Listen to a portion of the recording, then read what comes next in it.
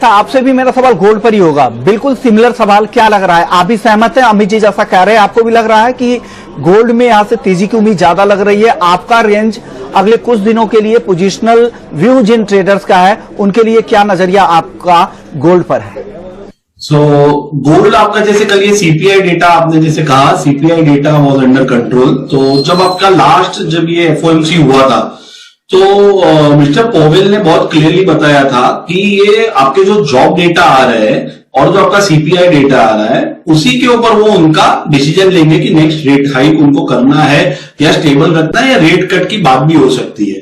तो जैसे वो फेडोमीटर जैसे दिखा रहा है कि ऑलमोस्ट नील प्रोबेबिलिटी कि वहां पे ये लोग रेट बढ़ाने की तो कोई उम्मीद अब रही नहीं। और कल हमने देखा जैसे ही डेटा बेटर आया बुलियन के लिए या कंट्रोल में आया तो ये इस तरह से हो गया कि सीधा जो डॉलर इंडेक्स था वो 106 वाला 104.40 104.50 रह गया।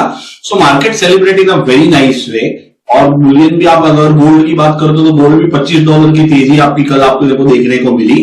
तो यहां पे जो होगा कि अभी तक ऐसा था कि 2024 में रेट कट आ ही नहीं सकता है, तो ये सीपीआई कंट्रोल होने के बाद अगर जॉब डेटा भी ऐसे आते हैं जहां पे थोड़ा सा वीकनेस देखने को मिले जॉब अपॉर्चुनिटी में, तो इन्फ्लेशन और कंट्रोल में आएगा।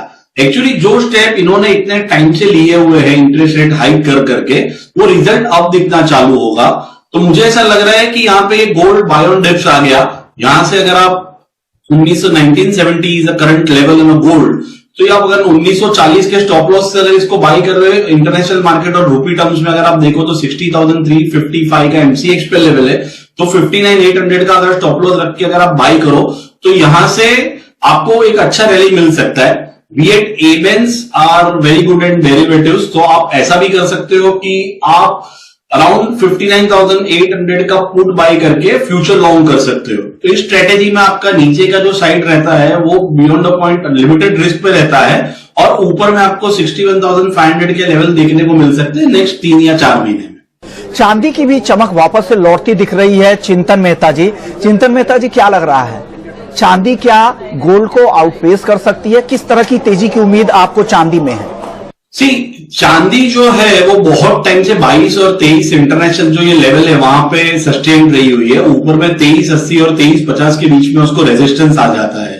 तो हमने पहले भी देखा कि ये इन्वेस्टमेंट क्लास है और ये जो असेट क्लास है वो इंडस्ट्रियल यूसेज वाला क्लास है। तो अगर इकोनॉमी इतनी ज्यादा ग्रो नहीं करी या यहाँ पे तो चांदी की डिमांड में कमी आ जाती है और जब कमी आ जाती है तो वो beyond the point out perform नहीं कर पाती। बट हमने कल देखा कि 22 वाली चांदी कल सीधा 23 को क्रॉस कर गई। तो इन्वेस्टमेंट क्लास के लिए गोल्ड से बेहतर रिटर्न चांदी दे देगा, but it comes with risk, क्योंकि अगर गोल्ड अगर नीचे जाता है तो चांदी बहुत ज्यादा नीचे आ जाएगी, बट उसकी प्रोबेबिलिटी बहुत कम है। तो कोई अगर लॉन्ग करना चाहता है मीडियम टर्म पे तो चांदी वो लॉन्ग कर सकता है। 66,000 67,000 are a good stop loss level जो लास्ट लो बने थे, और ऊपर में आपको एक बार के लिए 75,000 76,000 के लेवल देखने को मिल सकते हैं in next couple of month और 3 month. 75-76 would be a great resistance area. तो ये एक बार क्रॉस करे फिर वो एक नई तेजी अपने को देखने को मिल सकती है। अदरवाइज हमने देखा लास्ट 3 साल 4 साल में वो हर बार 75-76,000 पे आके उसका बुलरन जो है वहां पे एग्जॉस्ट हो जाता है।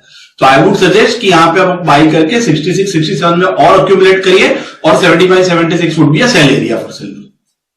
चिंतन मेहता, क्रूड पर आपका व्यू क्या लग रहा है? किस तरह की चाल कच्चे तेल की आपको दिख रही है? ट्रेडर्स के लिए क्या सलाह है? पोजिशनल ट्रेडर्स क्या करें कच्चे तेल में यहां से? मुझे लगता है कच्चे तेल के जैसे आप WTI की अगर बात करें तो उसके अंदर एक रेंज बाउंड ही मूवमेंट आपको देखने को मिलेगा। जब ये आपका अपना ये इजराइल और इसका जो वॉर डिक्लेयर हुआ था तभी सप्लाई कंस्ट्रेंट दिख रहे थे। लोगों को ऐसा प्रिजम्पशन था कि इराक और ईरान भी इस वॉर के अंदर इन्वॉल्व हो जाएंगे, टर्की भी उसके अंदर आ जाएगा, तो सप्लाई साइड पे बहुत कंस्ट्रेंट आ सकता है। तो ऊपर में हमने एमसीएक्स पे 8,000 का लेवल देखा, बट ईरान ने जब उसके अंदर इन्वॉल्व ज्यादा हुआ नहीं, जो वॉर एक कंट्रोल जोन में अभी तक चल रहा है which is between 2 countries only. तो यहां पे हमने फिर देखा कि सप्लाई ईरान ने बोला कि हम हमारा सप्लाई बढ़ा देंगे, तो हमको सप्लाई देखने को मिला और उसमें ओवरसोल्ड जोन में चला गया 6,000 के आजू बाजू, और अब ये 6,500 के आजू बाजू ट्रेड हो रहा है। तो मुझे ऐसा लगता है कि नीचे के लेवल जहां पे आप 6,100 6,200 6,300 यहां पे आप बाई करके उसको 7,200 7,300 पे as a trading range trade कर सकते हो। इसके अंदर एक कोई नया डायरेक्शन, कोई नई क्लैरिटी के बाद ही आ सकता है, जो मुझे भी नहीं दिख रहा है। तो it is gonna be a range play. तो आप नीचे के लेवल पे बाई करिए, 5800 का स्टॉप लॉस रखिए और ऊपर में 7300 से लेके 7500 तक आप बेच सकते हो। चिंतन मेहता, एनर्जी मार्केट में एक और काउंटर है नेचुरल गैस, जहां पर एमसीएक्स की अगर बात करें तो 300 रुपए के ऊपर जाने के बाद एक अच्छा करेक्शन यहां पर देखने को मिल रहा है। लेकिन अब यहां से किस तरह का व्यू नेचुरल गैस को लेकर बन रहा है, क्या दिख रहा है आपको? यहां से लॉन्ग पोजीशन बनानी चाहिए, जिनका व्यू 5 से 10 दिनों के लिए, उनको क्या आप सलाह देंगे? किस तरह से ट्रेड करना चाहिए नेचुरल गैस में? नेचुरल गैस देखिए, वो हाईली डिपेंडेंट होता है यूएस वेदर के ऊपर। तो अभी तक जो यूएस वेदर आपका जैसे वो बिहेव कर रहा है, वेदर जो है वो एज पर एक्सपेक्टेशन वो आगे चल रहा है। बट जैसे नॉर्मली सब जैसे वेदर आप डिपार्टमेंट से सुन रहे होंगे कि हर सीजन आज के दिन में एक एक या दो महीना पोस्टपोन हो चुकी है। तो यूएस में जब हरिकेन्स वगैरह आते हैं तो वहां पे डिसरप्शंस आते हैं, सप्लाई डिसरप्शन आते हैं और वो पहुंचा नहीं पाते, क्योंकि उसकी जो प्रोडक्शन की जो कैपेबिलिटीज है नेचुरल गैस की और स्टोरेज कैपेबिलिटीज है, वो ओवरनाइट आप इंप्रूव नहीं कर सकते। वो 14 मिलियन बैरल के ऊपर वहां पे हेनरी हब की जो लिमिट है उसी पे है। तो अगर ये जनवरी और फरवरी या दिसंबर एंड में अगर कहीं पे ऐसा कुछ अनएक्सपेक्टेड मिले तो ही आपको यहां से $3 के ऊपर की तेजी देखने को मिल सकती है, वरना इसी तरह से वो ऊपर में 280 290 पे सप्लाई आ जाएगा और 220 और 230 के बीच में आपको वापस डिमांड दिखती मिल जाएगी, क्योंकि सीजन अभी खत्म नहीं हुआ है, रिस्क अभी खत्म नहीं हुआ है। सो आप बिलो द बेल्ट, यानी अगर आप जैसे देखना चाहो तो एमसीएक्स में वो 230 240 का जो लेवल है वो बहुत मुश्किल लग रहा है नीचे ब्रेक करने के लिए। तो वहां पे आप बाय करके 270 280 के बीच में आप सेल बना सकते हो। This is what we think at एबेंस। चिंतन, अब आप बताइए बेस मेटल्स पे आपको क्या लग रहा है, किस तरह की चाल मेटल्स में दिख रही है? कोई टॉप ट्रेड आपको लग रहा है जिस पर पोजिशनल ट्रेडर्स को नजर रखनी चाहिए मेटल्स में? मुझे लगता है अगर ये इंटरेस्ट रेट यहां पे पीक आउट हो गया यूएस के अंदर तो इकोनॉमी रिवाइव होने की प्रोबेबिलिटी बहुत बेटर हो जाती है, क्योंकि वो अल्टीमेटली उसको टेलविंड मिलता है। चाइनीज गवर्नमेंट इतनी सारी कोशिश कर रही है और अगर इंटरनेशनली अगर फंड कॉस्ट और ऊपर नहीं जा रही है, वो रिलीज ईज आउट होने की प्रोबेबिलिटी है, तो इकोनॉमी रिवाइव होने की प्रोबेबिलिटी बहुत बढ़ जाती है।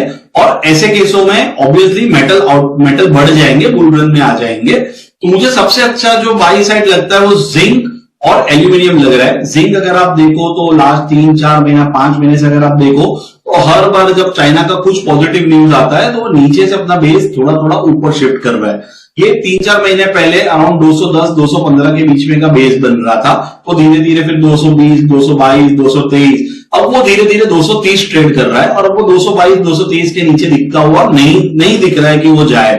तो वो बेस अपना शिफ्ट कर रहा है। अगर यहीं पे अगर किसी को बाई करना है तो वो बाई कर सकता है और अक्यूमुलेट कर सकता है जितना नीचे के लेवल पे आए, बिकॉज यहाँ पे आपको कंटेंट को इतना भरना नहीं पड़ रहा, like unlike a natural gas. और वहां पे ऊपर में आपको 260 270 के लेवल जिंक में देखने को मिल सकते हैं। सेम विथ एल्यूमिनियम, अगर आप एल्यूमिनियम देखिए तो लास्ट 3-4 महीने में 190 195 के लेवल थे, वो धीरे धीरे ओवरकम करते करते फिर उसने 200 का बेस बनाया। अब वो 200 205 के बीच में एकदम स्टेबल चल रहा है। तो विथ एनी पॉजिटिव डेटा अब ये जब बेस शिफ्ट करेगा तो नेक्स्ट बेस आपको देखने को मिलेगा 215 220 के बीच में। तो I would say buy on dips for aluminium and zinc is a good idea. Copper के अंदर भी नीचे के लेवल पे बहुत अच्छा सपोर्ट आ रहा है, बट अभी भी उसके जो फंडामेंटल्स है वो उसके फेवर में नहीं है। तो कॉपर में बार बार ऊपर के लेवल पे सप्लाई आ जाता है। तो बेस मेटल के अंदर zinc and aluminium is the metal to go along.